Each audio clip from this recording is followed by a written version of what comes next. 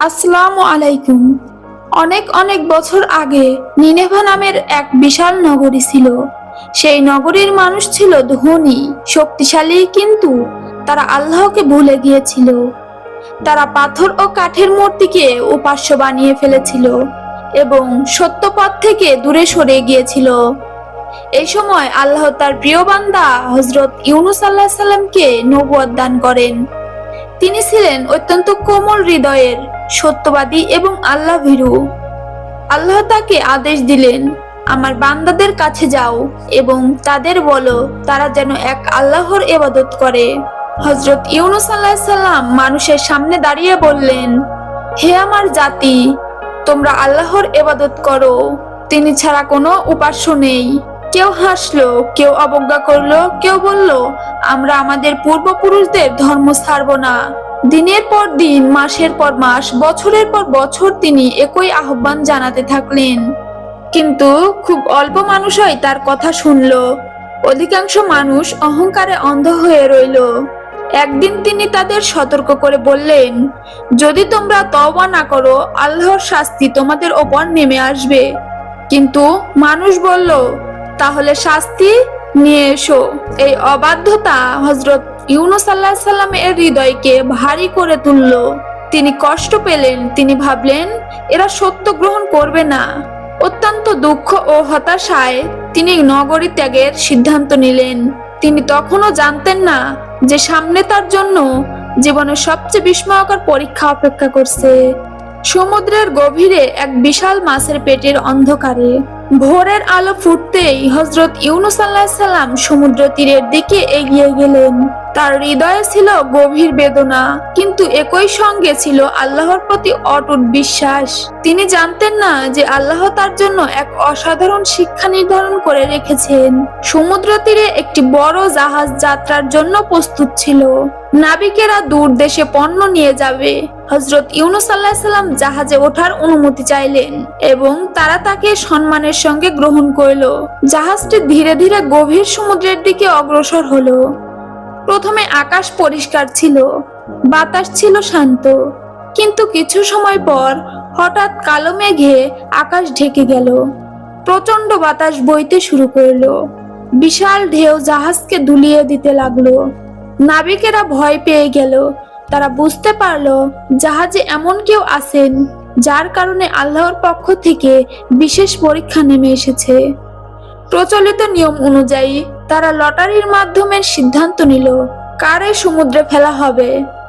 প্রথমবার নাম উঠল হযরত ইউনূস আলাইহিস সালাম এর। নাবিকেরা তাকে সম্মান করত। তারা বিশ্বাস করতে পারছিল না যে তাকেই সমুদ্রে ফেলতে হবে। তাই তারা আবার লটারি করলো। দ্বিতীয়বারও তার নাম উঠল। তৃতীয়বারও একই ফল হলো। তখন সবাই বুঝলো এটি আল্লাহর সিদ্ধান্ত। হযরত ইউনূস আলাইহিস সালাম আল্লাহর সিদ্ধান্ত মেনে নিলেন। তিনি শান্ত মনে দোয়া পড়তে পড়তে উতাল সমুদ্রে ঝাঁপ দিলেন। ঠিক সেই মুহূর্তে আল্লাহর হুকুমে এক বিশাল মাছ সমুদ্রের গভীর থেকে উঠে এলো এবং তাকে গিলে ফেললো। কিন্তু আল্লাহর রহমতে তিনি নিরাপদে মাছের পেটের ভিতরে অবস্থান করলেন। চারদিকে ঘোর অন্ধকার, বাইরে সমুদ্রের গভীরতা, তার ওপরে রাতের অন্ধকার, আর তার চারপাশে মাছের পেটের নিস্তব্ধতা। এমন অন্ধকার পৃথিবীর আর কোথাও নেই। সেই নিঃসঙ্গ অন্ধকারে তিনি নিজের ভুল উপলব্ধি করলেন। গভীর অনুতাপে আল্লাহর কাছে ক্ষমা চাইতে শুরু করলেন। তিনি পড়লেন সেই অমর দোয়া, লা ইলাহা ইল্লা আনতা সুবহানাকা ইন্নী কুনতু মিনাজ জালিমিন। আপনি ছাড়া কোনো উপাস্য নেই, আপনি পবিত্র, নিশ্চয় আমি ভুল করেছি। দিন রাত কেটে যেতে লাগলো। তিনি দোয়া, তাসবিহ এবং ইস্তেগফারে মগ্ন রইলেন। সমুদ্রের মাছ, আকাশের ফেরেশতা এবং সৃষ্টি জগৎ তার তওবার সাক্ষী হলো। অবশেষে আল্লাহ তার প্রার্থনা কবুল করলেন। কুরআনে আল্লাহ ঘোষণা করেছেন যে তিনি তার বান্দাকে দুঃখ কষ্ট থেকে উদ্ধার করেছেন। আল্লাহর হুকুমে মাছটি সমুদ্রের ওপর ভেসে উঠল এবং শান্ত এক উপকূলে পৌঁছে গেল। তারপর সে হযরত ইউনূস আলাইহিস সালামকে নিরাপদে তীরে উগরে দিল। দীর্ঘ সময় মাছের পেটে থাকার কারণে তার শরীর ছিল দুর্বল। তিনি নড়াচড়া করার শক্তিও প্রায় হারিয়ে ফেলেছিলেন। তখন আল্লাহ তার জন্য একটি লাউ জাতীয় গাছ জন্মালেন। বড় পাতাগুলো তাকে ছায়া দিল, আর ফল তাকে শক্তি ফিরিয়ে দিল।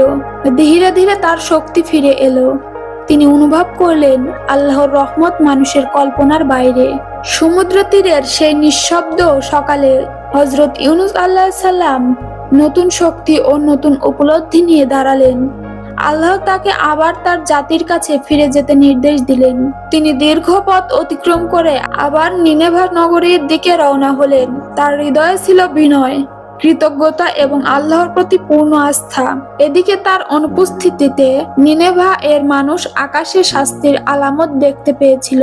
কালো মেঘ, ভীতিকর পরিবেশ এবং অন্তরে অনুশোচনা তাদের কাঁপিয়ে তুলেছিল। তারা বুঝতে পারল হযরত ইউনূস আলাইহিস সালাম সত্যই বলেছিলেন। সবাই মিলে আল্লাহর কাছে কান্নাকাটি ক্ষমা চাইতে লাগলো। পুরুষ, নারী, শিশু সবাই তওবা করলো। আল্লাহ তাদের আন্তরিক তওবা কবুল করলেন এবং নির্ধারিত শাস্তি তুলে নিলেন। এটি ছিল ইতিহাসে বিরল এক ঘটনা। একজন নবীর পুরো জাতি ঈমান গ্রহণ করল। যখন হযরত ইউনূস আলাইহিস সালাম শহরে প্রবেশ করলেন, মানুষ তাকে ঘিরে ধরল।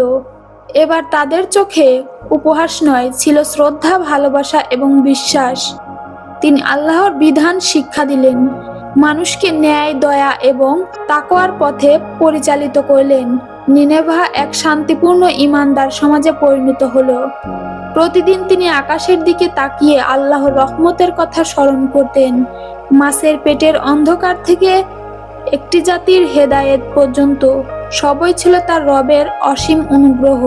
হযরত ইউনূস আলাইহিস সালামের কাহিনী শুধু একটি অলৌকিক ঘটনা নয়, এটি ধৈর্য, তওবা, আশা এবং আল্লাহর রহমতের এক চিরন্তন শিক্ষা। মানুষ যখন চারদিক থেকে অন্ধকারে ঘিরে যায়, তখন আল্লাহর রহমতের দরজা বন্ধ হয় না।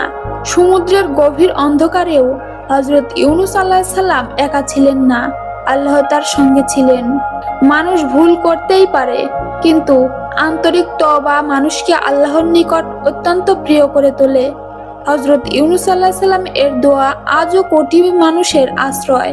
লা ইলাহা ইল্লা আনতা সুবহানাকা ইন্নী কুনতু মিনাজ জালিমিন। আপনি ছাড়া কোনো উপাস্য নেই, আপনি পবিত্র, নিশ্চয় আমি ভুল করেছি।